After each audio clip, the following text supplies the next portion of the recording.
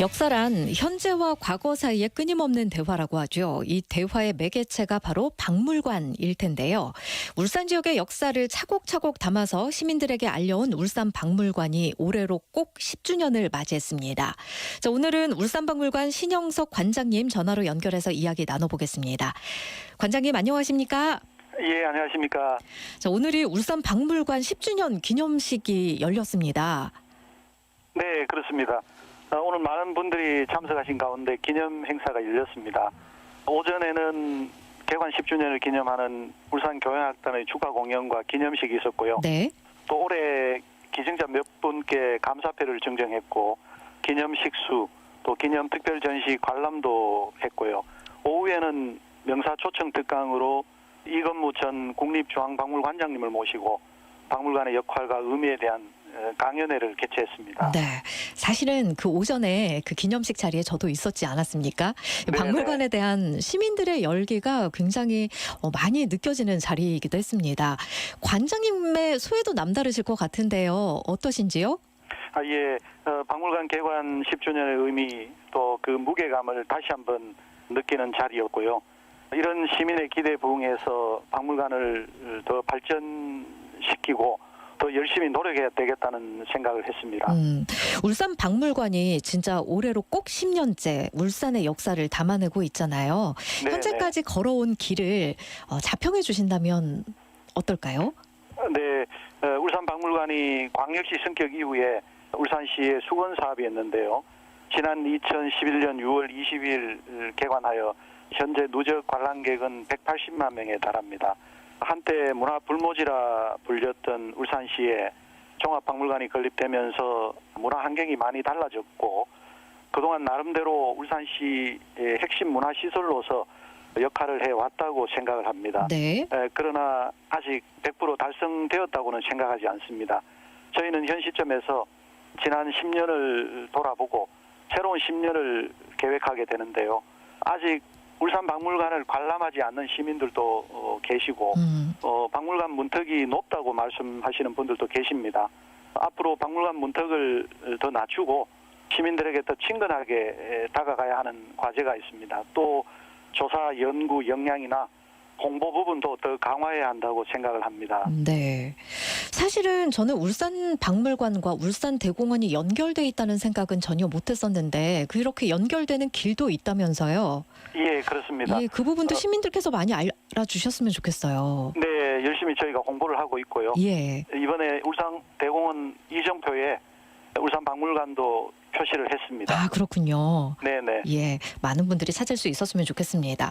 이렇게 10주년을 맞이해서 기념 소장품전을 개최하셨어요.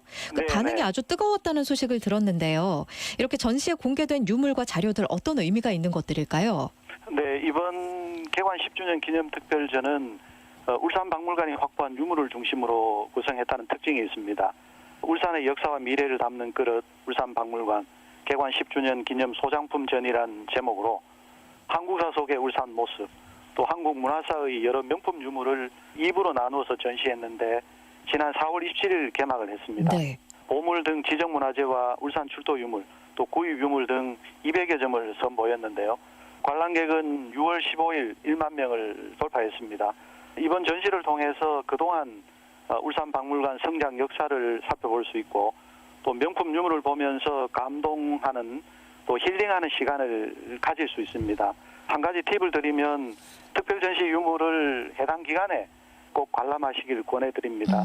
전시가 끝나면 수장고로 들어가기 때문에 네. 이후에는 잘 만나기가 사실 어렵습니다. 아, 이 수장품이라고 얘기를 하셨는데요. 그 수장품들 가운데는 기증품들도 꽤 있죠. 그렇습니다.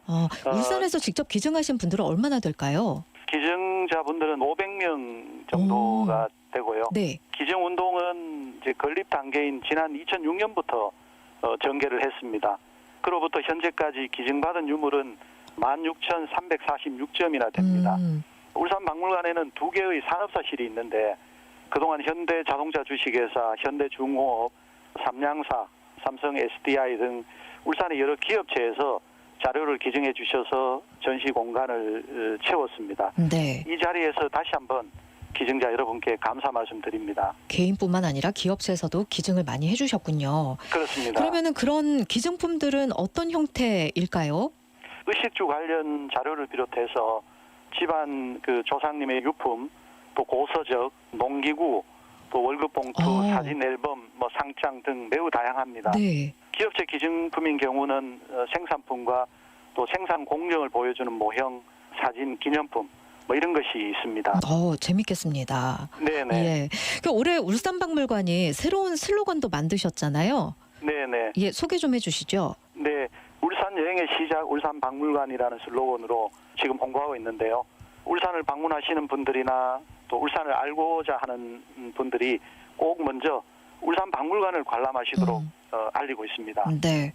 사실은 관장님, 올해가 10주년이어서 일상적인 생활이 가능한 때였다면 굉장히 행사도 프로그램도 다양했을 거라는 생각이 들거든요. 예, 그런 면에서 여러 가지 아쉬운 생각도 드실 것 같습니다. 네. 앞으로 혹시 박물관 운영 계획이 있으시다면 어떤 게 있을까요? 네, 작년에는 코로나19 확산 방지로 96일간 임시 휴관을 했고요. 네. 관람객이 많이 줄었습니다. 올해는 휴관 없이 이 방역 수칙을 지키면서 안전하게 박물관을 운영하고 있습니다. 최근에는 백신 접종자가 늘어나고 있어서 관람객 숫자도 점차 늘어나고 있는 추세입니다. 네. 저희는 이런 회복세에 맞추어서 전시 교육 문화 행사를 적극적으로 제공할 예정입니다.